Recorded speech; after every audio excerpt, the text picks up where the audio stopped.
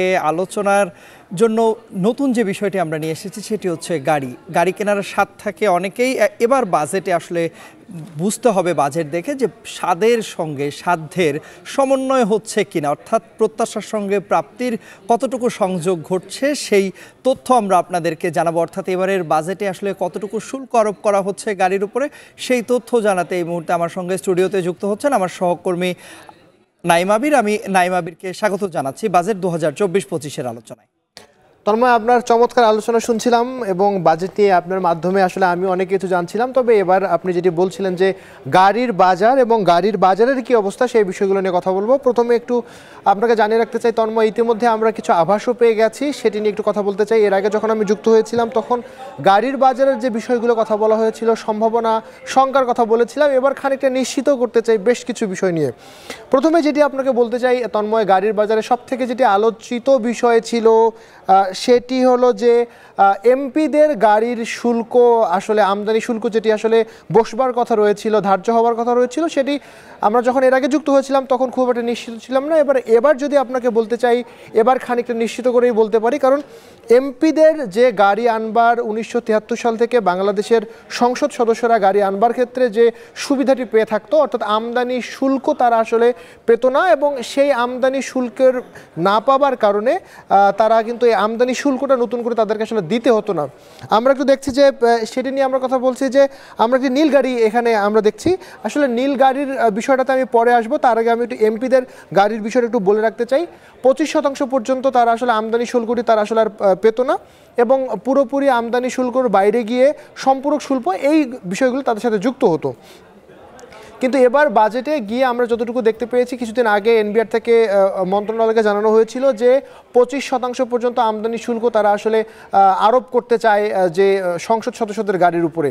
এবং এর পরবর্তীতে যেহেতু 73 সালের একটি আইন রয়েছে, আইনি জটিলতা রয়েছে, সেটি নিয়ে শঙ্কা দেখা দিয়েছিল যে আসলেই সেটি আরোপিত হবে কিনা। তবে আজ কিছুক্ষণ আগে অর্থমন্ত্রী তার বক্তৃতায় তিনি যেটা আমাদেরকে জানিয়েছেন বা আমরা যতটুকু জানতে পেরেছি সেটি হচ্ছে তিনি আইনটি আসলে নতুন করে করবার জন্য তিনি বলেছেন, এবং তিনি বলেছেন যে 25% যে শুল্ক, আমদানি শুল্ক, সেটি আসলে আরোপণ করবার ক্ষেত্রে। এবং তিনি এটিও বলেছেন যে বাংলাদেশের সবাই যেহেতু রাজস্ব দিতে হবে, রাজস্ব আয় বাড়াতে হবে, কর দিতে হবে, ভ্যাট দিতে হবে, সেখানে যারা জনপ্রতিনিধি রয়েছে, এমপিরা তো আসলে আমাদের জনপ্রতিনিধি, তারা যদি রাজস্বটা দেয়, তারা যদি আমদানি শুল্ক দেয়, তাহলে সাধারণ জনগণ আসলে সেই জায়গা থেকে আমদানি মানে শুল্ক বা যে কোনো ধরনের শুল্ক দিতে, ট্যাক্স ভ্যাট দিতে তারা আসলে উৎসাহ পাবে।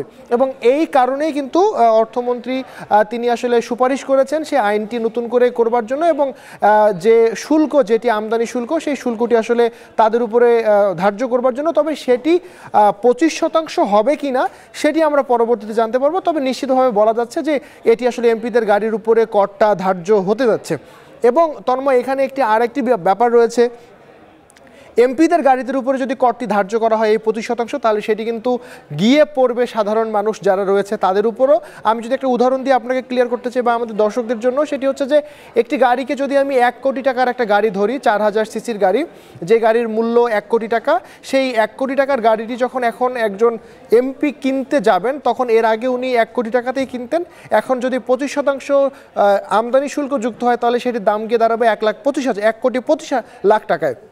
তবে তন্ময়, এটি যখন সাধারণ মানুষ কিনবে, তার সাথে আরও 500% সম্পূরক শুল্ক যুক্ত হবে, এবং সেটির দাম গিয়ে দাঁড়াবে 5.5 কোটি টাকার উপরে। অর্থাৎ যেটি শুধুমাত্র শুল্ক 500% যদি ধার্য করা হতো, তাহলে সেটি গিয়ে হয়তো আমরা 5 কোটির মধ্যে এটি হয়ে যেত।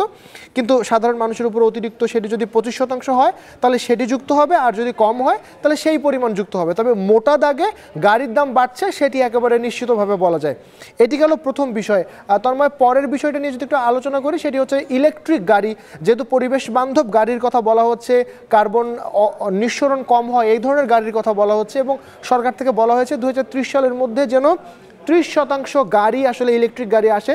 তন্ময়, একেবারে শেষ করবো, এই ব্যাপারটি বলে রাখতে চাই, বাংলাদেশে যেহেতু ইলেকট্রিক গাড়ি উৎপাদিত হচ্ছে, অ্যাসেম্বল হচ্ছে, এই বাংলাদেশি যারা দেশীয়ভাবে ইলেকট্রিক গাড়ি যারা উৎপাদন করতে চায় বা করছে, তাদের কাঁচামাল এবং তাদের রেয়ায়ের যে সুবিধা সেটি আসলে দেওয়া হবে। সুতরাং বলা যাচ্ছে যে ইলেকট্রিক গাড়ি যদি বাংলাদেশ থেকে কেউ উৎপাদন করতে চায়, তাহলে তাকেও সুযোগ সুবিধা সরকার দিবে। তন্ময়। নিশ্চয়ই আবির, আপনি যেহেতু বাজেটের তথ্য সংগ্রহ করছেন, নিশ্চয়ই পরবর্তীতে আবারও নতুন কোনো বিষয় নিয়ে আপনি আমাদের সঙ্গে যুক্ত হবেন এবং আমরা আপনার সঙ্গে যুক্ত হব। এই পর্বে আপনাকে ধন্যবাদ জানাচ্ছি। দর্শক, গাড়ির শুল্ক বাড়ছে এবং আমাদের সহকর্মী নাইম আবির এসেছিলেন গাড়ির শুল্ক বাড়ছে কিনা সেই তথ্য নিয়ে। নিশ্চিতভাবেই কিন্তু তিনি বলে গেলেন যে এবারের গাড়ির যে শুল্ক সেটি বাড়তে চলেছে।